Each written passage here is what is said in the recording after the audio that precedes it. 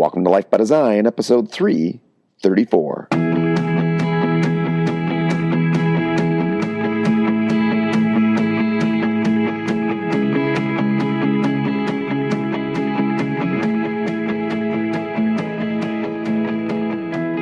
Welcome to Life by Design. I'm your host, Dr. Jamie Richardson. I'm joined today with my colleague, Dr. Cratio Jug. This suit is gray. Pause. Not. And you paused. I was like, when you started, I was like, is he going to say the right intro? Do we got this one? We are creators of Life by Design with 25 plus. Actually, it's a bunch of certified locations worldwide. Each week in the show, we discuss the principles and practice of Life by Design. I can never remember. We just get more specific every time.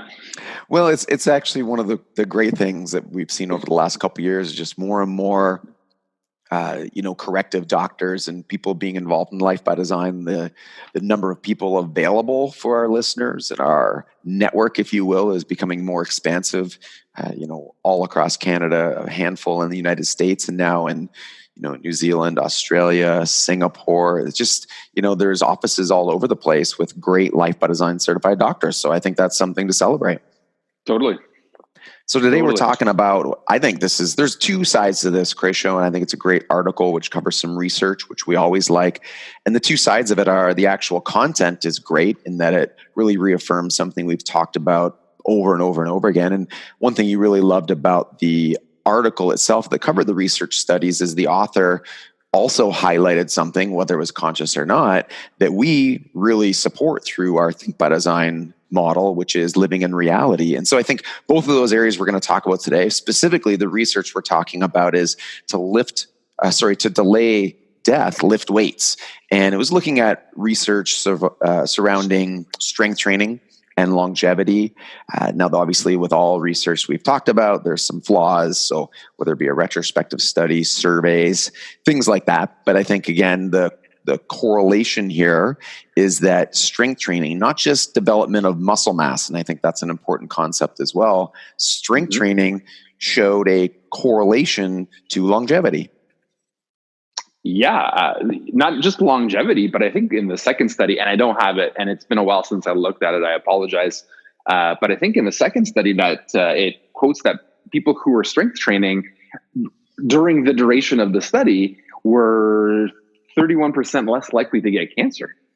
Yes, so it also did measure that. It's two studies specifically. One, University of Indiana, 4,400 adults. So we're talking about some pretty, robust studies here. Big numbers.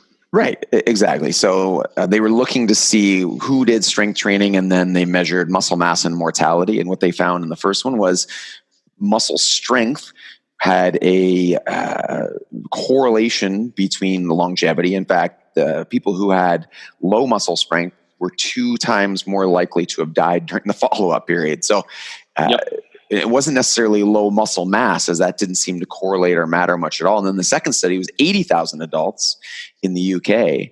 And now this was looking at surveys. So there's always challenge when you're looking at surveys, which I think actually is in favor of the result. And let me explain what I mean. So people filled out a survey. They said, I did strength training activity. Those people were 23% less likely to die during the study period. And as you mentioned, 31% less likely to die from cancer. Specifically, knowing what we know about strength training and what our definition of strength training is, and what we would define as ideal strength training, or even just really solid programming for strength training. Most of these people who were filling out the surveys, my guess is if they did a few push-ups or they pushed a weight around, they probably assumed that was strength training. And so, they did some type of strength training. It doesn't even mean they did optimal strength training or anywhere near optimal strength training. And yet they still had a positive outcome in terms of longevity and reduction from death due to cancer. Yeah, it's awesome. I mean, we talk about the flaws enough. It's a survey. You can't remember what you did. There's the health bias. Obviously, people who tend to strength train are also involved, typically with other health habits.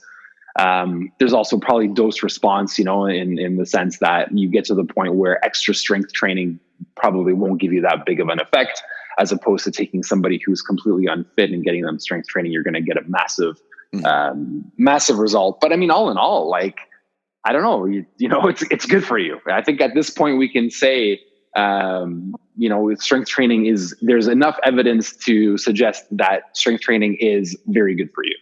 And it goes back to really the fundamental component of life by design, as we specifically talk about move by design. It goes back to this idea that, movement is a requirement. And then within that requirement, there's these sub requirements of, mobility. The joints of the body need to move within normal ranges, strength development, as we're talking about today, some level of conditioning, and then just generalized movement. This idea that not everything does need to be a training session. This one applies to, a lot of our really high performance type athletes that have a tough time going from, super hardcore training to just enjoying life and moving around. So I think that the important point here is if you look across the average person, when I say to people, all right, it's time to get fit, what's the first thing, Krisha, that most people think about in terms of an endeavor that they might start to take on?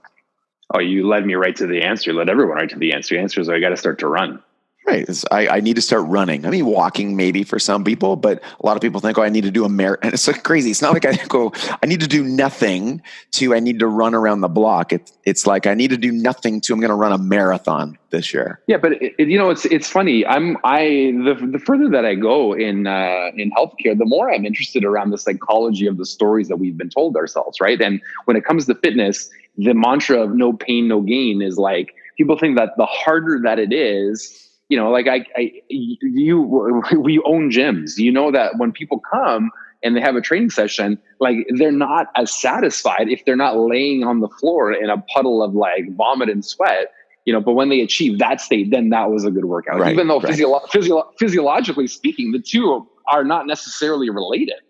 Right. Yes. And then we've seen this over and over in results with ourselves. It really is that it's about consistency over time. And for those who listen to the podcast regularly, last week or the week before, I believe we had Marcus Philly on from Revival Strength. And Marcus is I think it was a 6-time CrossFit Games athlete, 12th in, I believe, 2016. And this was our conversation, right? I mean, one of his mantras is get built, not burnt. And I just thought that was a great way to frame it up.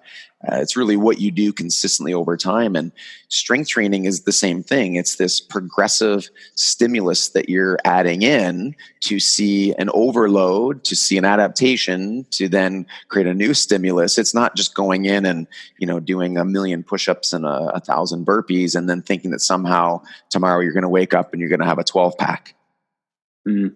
Yeah, exactly. But, like that, again, that's why I find this topic so interesting, and this is going back to what you're talking about at the beginning, what the author alluded to, or the author of the article, not the researcher.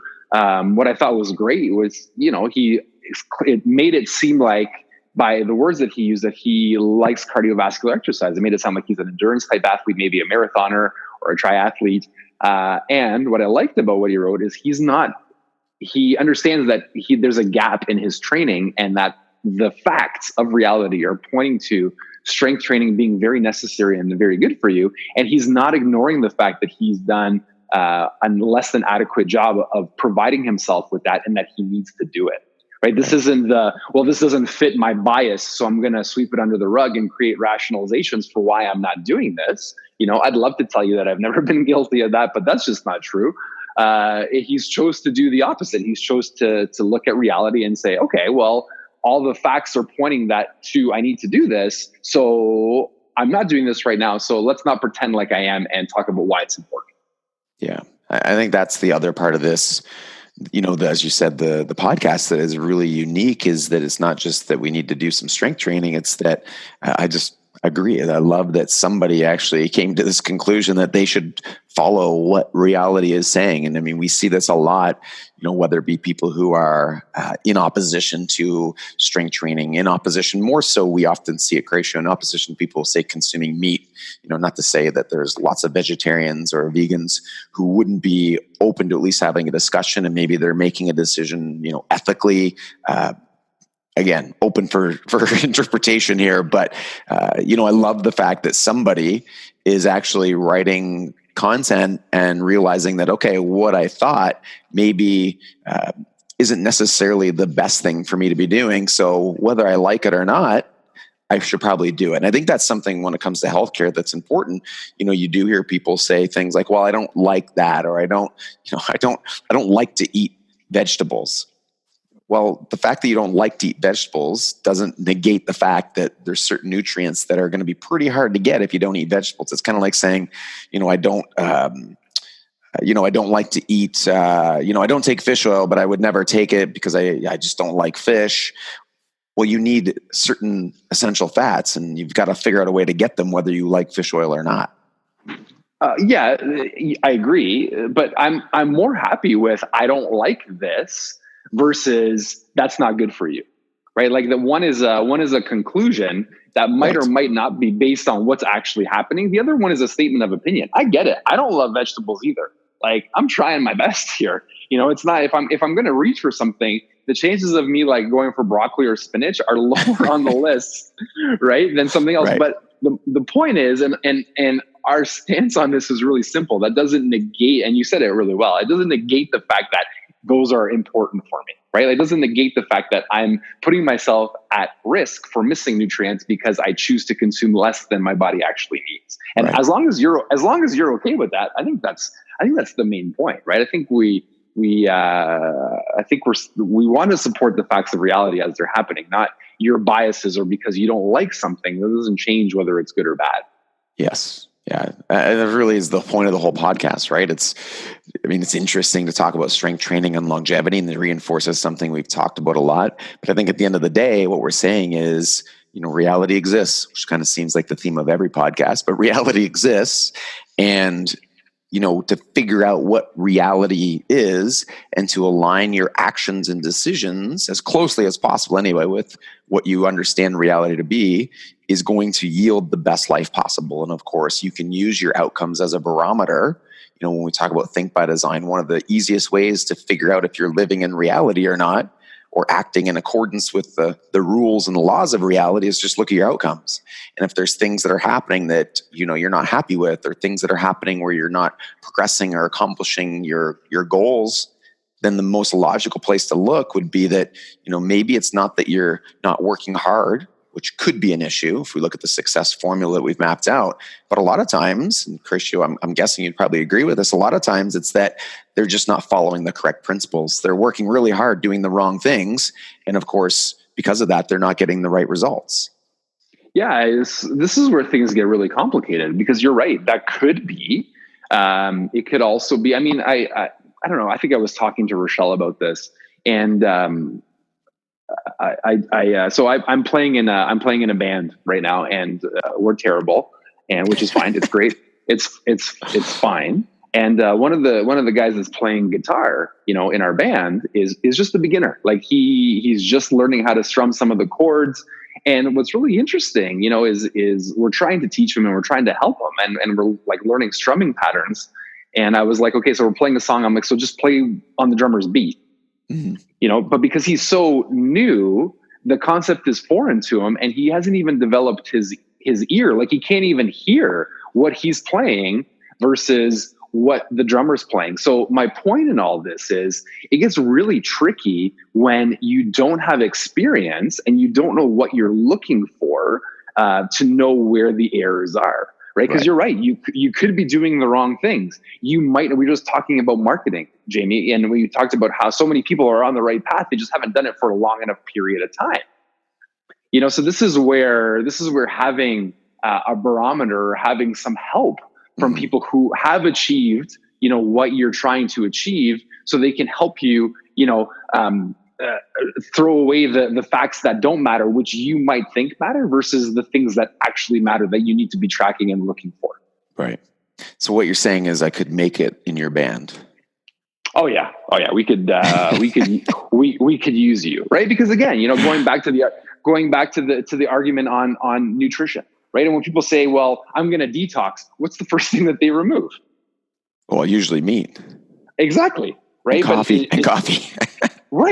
Right. But my point is if you don't know where to look, are those things the best things to remove in order to detox your body? Right. Yeah. Like that's exactly my point. Like there's no judgment on people who want to remove those things, but I'm just saying, are those the things necessary for you to remove if you're trying to achieve this detoxified state? I'm actually thinking the opposite. Sounds like a pretty sweet diet to me. Meat and coffee? Yeah. The all meat and coffee diet. Sounds like something that sounds like I'm pretty sure if we add a little bit of like whiskey and some cigars, I'm pretty sure it's the Dennis Leary diet. No, really, aside from that, it'd be pretty darn nutrient dense and your brain would be pretty pumped up. So yeah, it doesn't sound that bad to me. Definitely. We'd get our normal daily dose of tobacco. Well, yeah, if we went that way, we'd probably have to take that part out. So, guys, I did put yeah, that's right. I did put the article in the show notes, guys, and in the article it talks about the different research studies, so you can get access to those. Of course, everything that we talked about today, you can find there, lifebydesign.com/podcast. Check it out. And as always, guys, and you, Horatio, thank you for joining the drive to 1 million families worldwide living life by design.